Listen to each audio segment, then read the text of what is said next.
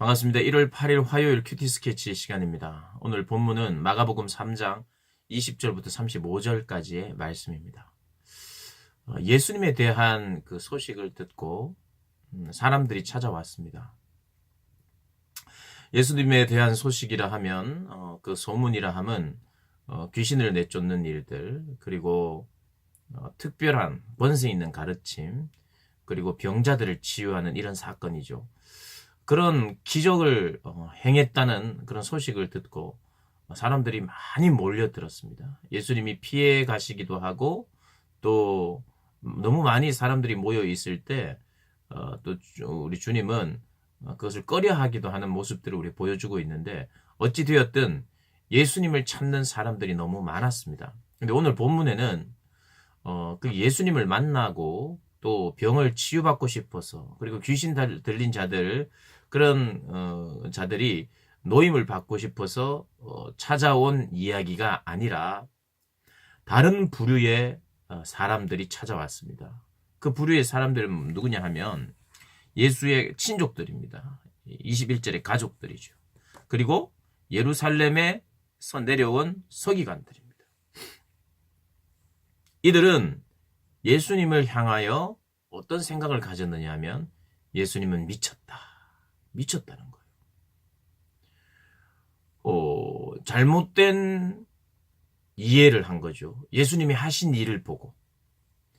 그리고 예수님의 친족들, 예수님의 가족들도 예수님이 하시는 일을 보기도 하고 듣기도 하면서, 그리고 그 예수님이 하는 일에 대한 해석을 종교 지도자들 또 서기관들이 해줬던 것 같아요. 뭔가는 문제가 있다. 큰 문제가 있었던 것 같다. 근데 그 문제가 뭐냐면 바알세불이 짚혔다 하며 또 귀신의 왕을 힘입어 귀신을 쫓아낸다.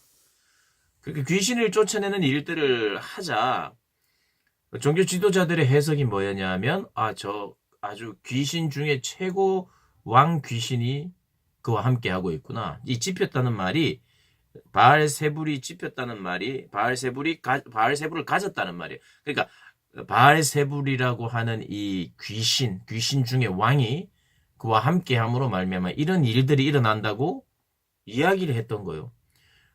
그러면서 미쳤다, 귀신 들렸다, 쉽게 말하면 귀신 들렸다는 거예요. 악하고 더러운 귀신이 들렸다는 거예요. 예수님이. 너무 황당한 일이죠. 그의 권세 있는 가르침, 중풍병자가 낫고 또 나병 환자가 낫는 이런 일들을 보았고 또 들었는데도 불구하고 그것들을, 그러니까 팩트는 정확하게 알았던 것 같아요. 나병 환자가 나음을 얻고 문둥병자가 나음을 얻고 귀신 들렸던 자가 자유로워졌고 이런 것들은 그대로 인정을 하되, 그러나 그 행한 일은 하나님께서 함께 하심으로 행한 일이 아니라 귀신의 왕이 함께 함으로 행했다는 거예요. 그래서 미쳤다는 소문이 났어요. 근데 안타깝게도 예수님을 가까이에서 늘 봐왔던, 함께 자라왔던 가족들도 그런 생각에 동참했던 거예요. 사람들은 자기 기준에 이해가 안 되면 삐딱하게 보게 되어 있습니다. 이것은 비단 예수님에 대한, 그리고 성경에 대한, 또 절대자에 대한, 하나님에 대한 오해뿐만 아니라 사람들에 대해서도 마찬가지입니다. 이 땅을 살아가는 우리 사람들 사이에서 일어나는 어떤 사람이 어떤 누구가 이상하다, 나와 다르면 이상한 거예요. 내 기준에 봤을 때 이상하면 미친 거예요. 미친 거. 대놓고 미쳤다는 소문은 내지 않지만 미친 거 비슷한, 좀 미친 거 아니야? 아니면 바보 아니야? 정상이 아니야? 물론 우리의 판단이 때로는 객관적이고 제대로 된 판단을 할 때도 있습니다. 그러나 정말 조심해야 되는 것은 어떤 사람의 됨됨이나 사람의 좋고 나쁨에 대해서 판단할 때는 굉장히 조심해야 돼요. 다른 판단들을 할 때는 냉정하게 판단을 해야 합니다. 그러나 사람이 옳다 그르다를 평가할 때는 항상 자기의 기준, 자기의 감정, 자기의 느낌, 자기의 가치관이 항상 들어가기 때문에 정말 조심해야 될 필요가 있어요. 그런데 요즘은 그냥 막 표현하는 시대입니다. 뭐 익명으로도 표현하고 뭐 글로도 막 그냥 갖다 뿌리고 실명을 쓰지 않으니까 그냥 그렇게 욕을 하고 그런 시대입니다. 그래서 우리가 이것을 참 조심해야 될 필요가 있고요. 더더욱이나 우리가 믿는 예수님에 대해서도 내 자신이 오해할 수도 있고 또 주변에서도 굉장히 오해할 수 있어요. 예수님 시대에도 마찬가지였고 예수님이 직접 그 놀라운 일들을 행했음에도 불구하고 이런 일들이 있었다는 거예요. 예수님을 향하여 너 미쳤다. 너 틀렸다. 너 사단이 씌었다. 그래서 예수님을 만나지 못하고 깨닫지 못하면 예수님과 함께 있어도 오해하고요. 비록 가까이에서 지낸 가족들이라 할지라도 하나님의 구원과 관계가 멀어질 수 있다는 거 우리가 꼭 기억해야 합니다. 그래서 예수님이 그렇게 대답하지요. 사단이 사단을 내쫓으면 귀신이 귀신을 내쫓으면 그 나라가 서겠느냐? 내가 하는 일이 그런 일이겠느냐? 그렇지 않다는 거죠. 그러면서 다른 모든 죄는 용서받을 수 있어도 성령을 회방하는 죄, 성령을 모욕하는 죄, 성령의 일을 귀신의 일이라고 말하는 죄, 그 죄는 용서받지 못한다는 거예요. 의도적으로 그렇게 이야기하는 거. 물론 이게 성경 전체 안에서는요, 용서받지 못할 죄가 없어요. 결국 회개하면 다 용서됩니다. 이 죄도 내가 몰랐고 깨닫지 못해서 알지 못해서 예수님에 대해서 오해해서 그런 죄를 지었지만 이 중에도 누군가는 회개하지 않았겠어요? 이 중에는요, 예수님의 형제들 회개했죠. 그러니까 예수님이 제자가 됐고 나중에 예수님을 전하는 자들이 됐죠. 예수님의 어머니 마리아도 마찬가지고요. 회개해. 처음에는 미쳤다고 생각을 했는데 그것은 용서받지 못할 죄에 들어갈 수 있는데 그러나 회개하면 용서를 받는 거예요. 오늘 본문이 말하는 것은 끝까지 성령의 일을 사단의 일이라고 말하며 이야기했던 사람들, 주장했던 사람들, 그 사람들은 회개의 기회가 주어져도 정말 회개 안 할 사람들이란 그런 의미에서 용서받지 못한다는 이야기를 합니다. 신학적으로 그렇다는 거예요.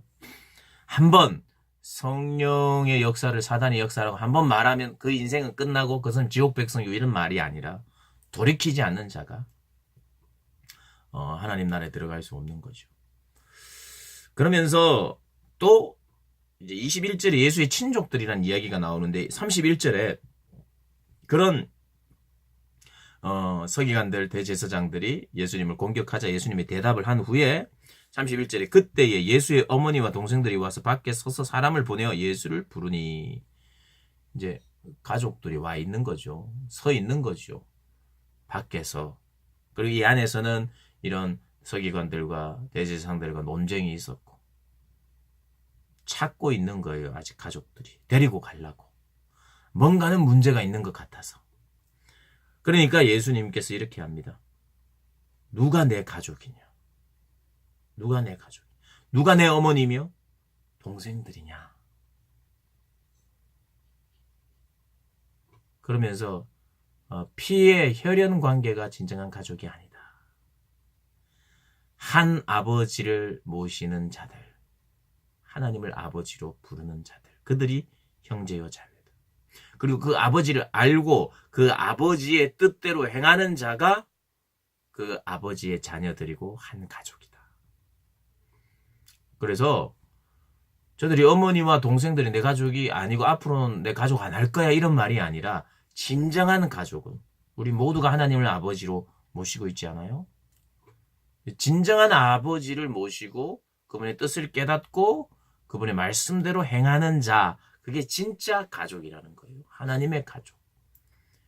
그리고 이 말씀 안에는 이런 뜻도 내포되어 있습니다. 하나님의 뜻이 뭐냐요? 하나님의 뜻은요. 하나님의 아들 예수를 이 땅에 보내셔서 예수를 통해서 구원을 이루신다라고 하는 그 진리를 믿는 것이에요. 그게 하나님의 뜻이에요. 예수 그리스도를 이 땅에 보내신 것이 하나님의 뜻이고 그 예수 그리스도의 사역을 통해서 그 모든 사역을 통틀어서요. 십자가의 사역까지 그 사역을 통해서 구원을 얻으리라는 것을 믿는 자들 그리고 그 뜻대로 행하는 자들이 이 하나님의 가족이라는 거예요.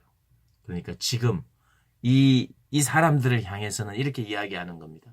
내 말을 믿고 행하는 자. 이 일을 성령의 역사가 아니라고 말하는 거기서 돌이켜